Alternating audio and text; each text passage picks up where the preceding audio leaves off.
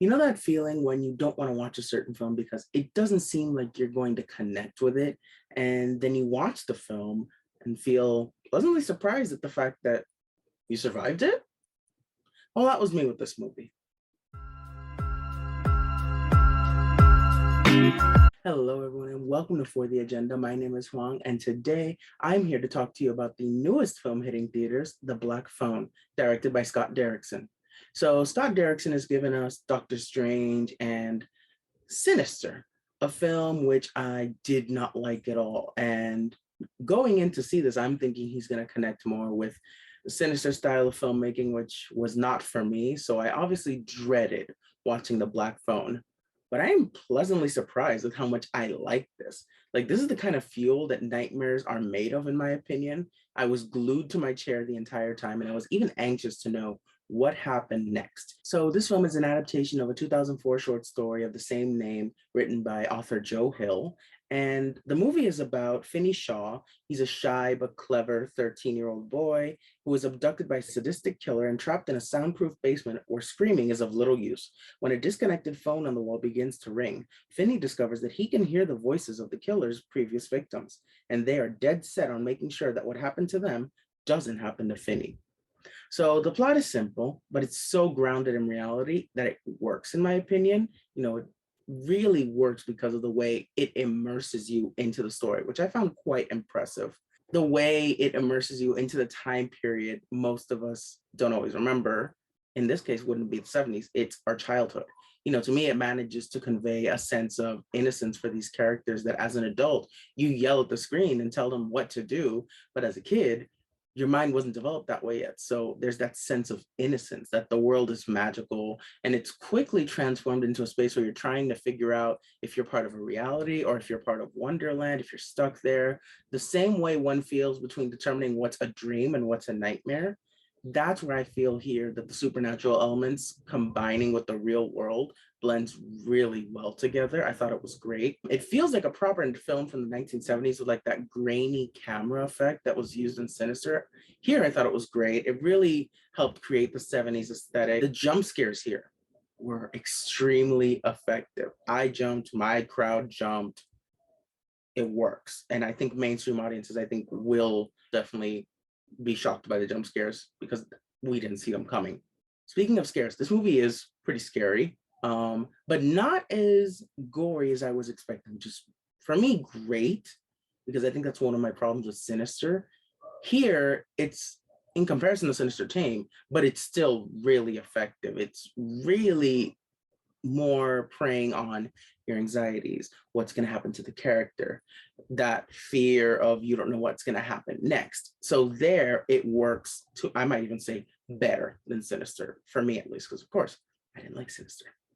But what really carries this film are the child actors and Ethan Hawke. The child actors here are really good. They really heighten the performances, even if the script sometimes doesn't do them as many favors. There were a couple of lines that were like, oh, okay, it's a little phoned in, pun intended, but it's a little phoned in, but it worked. The main stars are Mason Thomas, who is very impressive.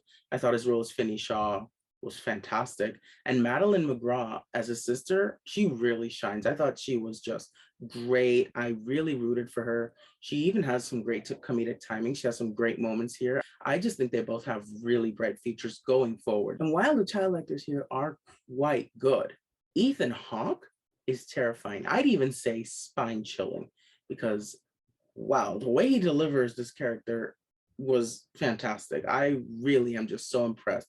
He has some line delivery here that it's just very eerie and really terrifying.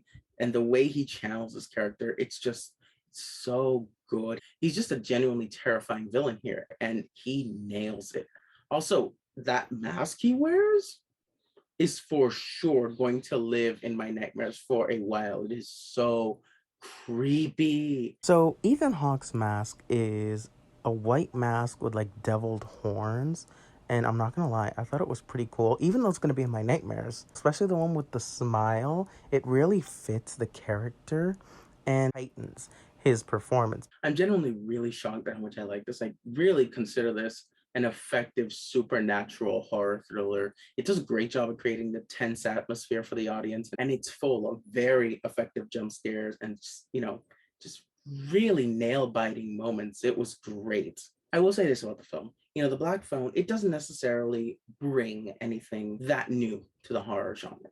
It's very entertaining. It's an entertaining summer horror film that I think mainstream audiences are definitely going to enjoy, in my opinion.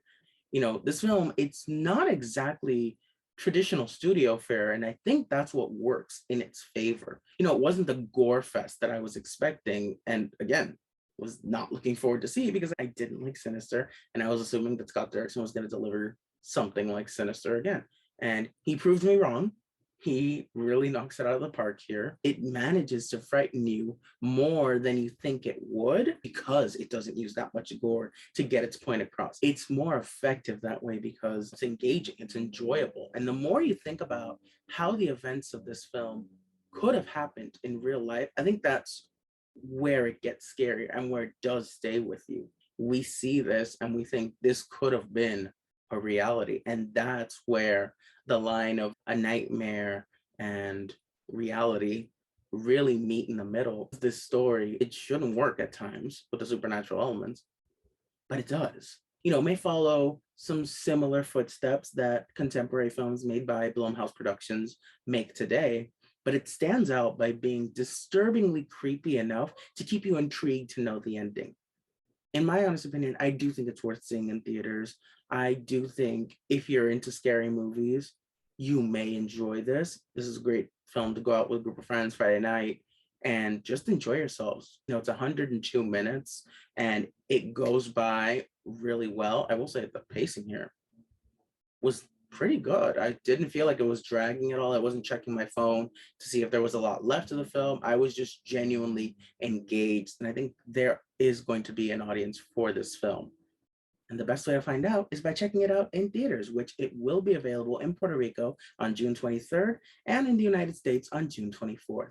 My rating for this film originally was going to be a 7 out of 10, but again, the more I thought about it, the more I liked certain aspects of it. There's one thing I didn't like that I don't want to spoil, but it was the one time where I had to cover my eyes. It's towards the end, and I was just like, nope, I don't like to see that on screen. I don't like to hear that. It's the only thing I really didn't like. But overall, I think I'm giving this film an 8 out of 10, just because I really enjoyed the experience and I would repeat the experience. And I think I'm going to rewatch this in theaters. Thank you so much for watching. If you like this video, you can hit the like button and subscribe. I'd greatly appreciate it. And you can follow me on Twitter and on Letterboxd at Leading Mohicans. And remember, regardless of what others feel about the things you love, it's always for the agenda. Bye.